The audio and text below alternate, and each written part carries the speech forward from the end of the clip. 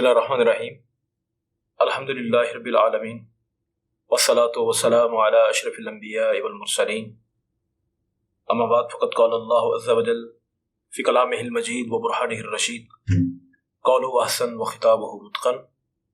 سبحان الذی اسری بعبدہ صدق اللہ مولانا العظیم۔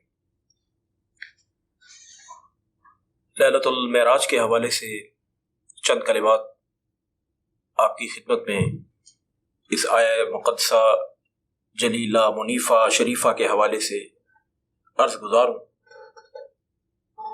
ارشاد فرمایا کہ سبحان الذی اسری بعبدہ، پاکی ہے اس کے لیے جو اپنے عبد خاص کو اسرا پہ لے گئی۔ یہاں پہ علماء نے لکھا کہ سرکار دو عالم سید المرسلین کا معراج پاک ذکر ہو رہا ہے، اور مکان سے لامکان، زمان سے لازمان، عالم ناسوت سے عالم لاہوت کا جو سفر ہے اس کا ذکر ہو رہا ہے، لیکن ذکر اب سے پہلے ذکر معبود ہو رہا ہے، اور اس میں حکمت جلیلہ کیا ہے؟ تو امام فخر الدین رازی اپنی تفسیر کبیر میں لکھتے ہیں کہ سبحان کا معنی یہ ہے تنزیہ اللہ عن کل سوء، جو ہر عیب سے، ہر نقص سے، ہر گمان اور ہر سقم سے پاک ہو، منزہ ہو، طائر عقل جہاں پہنچے نہ، اور جو محدود نہ ہو، اور جہاں کسی قسم کا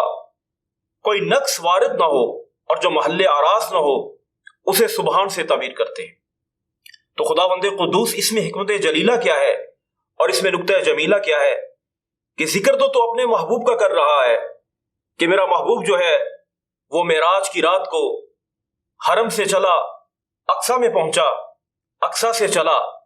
آسمان دنیا میں پہنچا، آسمان دنیا سے چلے، آیات ملکوت دیکھیں، اور آیات ملکوت دیکھنے کے بعد بیت المعمور میں جلوہ فرما ہوئے، اور میری آیات کبریٰ کو دیکھا، اور وہاں پہ حرم نور کو دیکھا،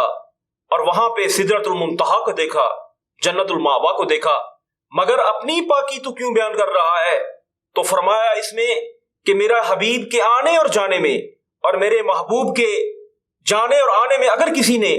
کوئی سوال کیا، کوئی اعتراض کیا، تو وہ خوب یاد رکھ لے وہ اعتراض محبوب پہ نہیں کر رہا، بلکہ وہ اعتراض مجھ خدا پہ کر رہا ہے۔ تو چونکہ میں خدا ہر عیب سے، ہر سقم سے،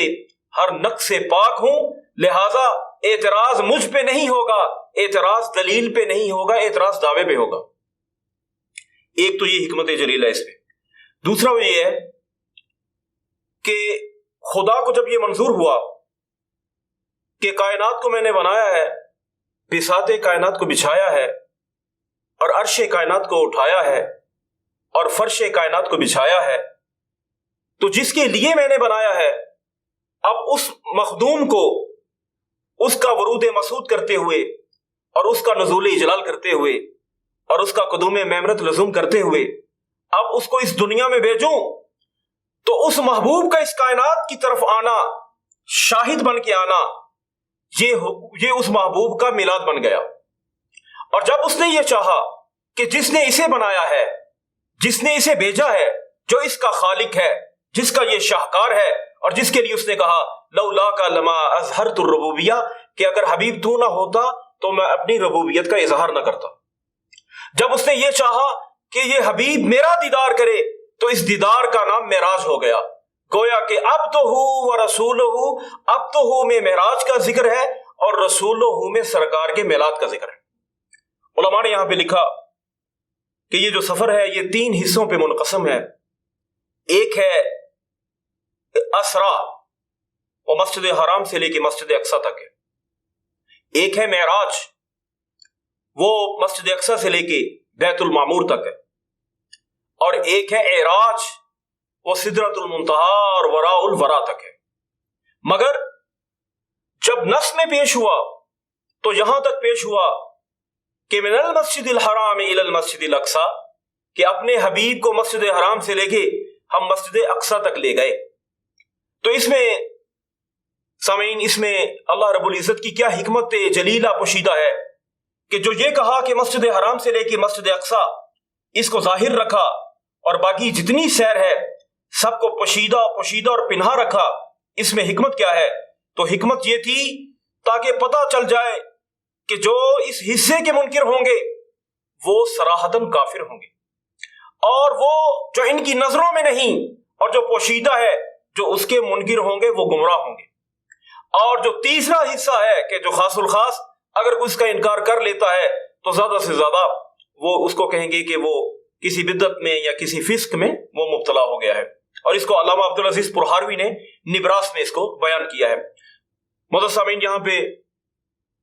اللہ رب العزت کی حکمت جلیلہ وہ یہ تھی کہ میرا حبیب جب حرم سے چلے تو اس شان سے چلے کہ کوئی کسی قسم کا بشری نقص نہ حبیب میں تھا نہ ہوگا، مگر حدیث صحیحہ میں ہے، وہ آخری کلمات وہ یوں ہیں، حدیث صحیحہ میں ہے، فرشتے آئے، سینہ اقدس کو شق کیا، اور شق کرنے کے بعد لم یکن الشق بآلۃ ولم یصل الدم، وہ جو دل نکال کے باہر رکھا تو علماء نے لکھا، سرکار نے فرمایا قلب سدید، کہ ایسا پاک دل ہے، فرشتوں نے کہا کہ فیہ عینان بصیرتان اذنان سمیعتان، کہ ایسا پاک دل ہے کہ اس میں دو آنکھیں ہیں کہ مسلسل دیکھ رہی ہیں اور دو کان ہیں کہ وہ سن رہی ہیں۔ اب مقام استدلال یہ ہے کہ فرشتے وہاں پہ موجود ہیں، خلوت ہے، یا خدا دیکھ رہا ہے،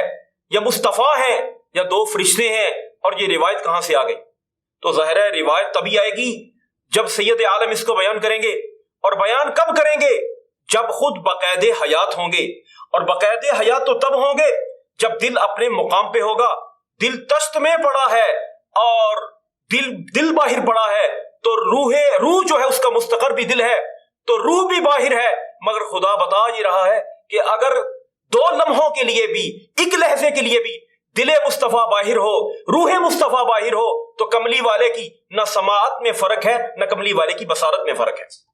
اور پھر کہا لم یکن الشق بآلۃ، یہ جو شق ہوا دیکھو اس میں کہ لم یکن الشق بآلۃ ولم یصل الدم، ایک قطرہ خون کا نہ نکلا، تو ایک قطرہ خون کا نہ نکلنا یہاں پہ سرکار کی نورانیت پہ اور عبدیت پہ دلیل بنا دیا۔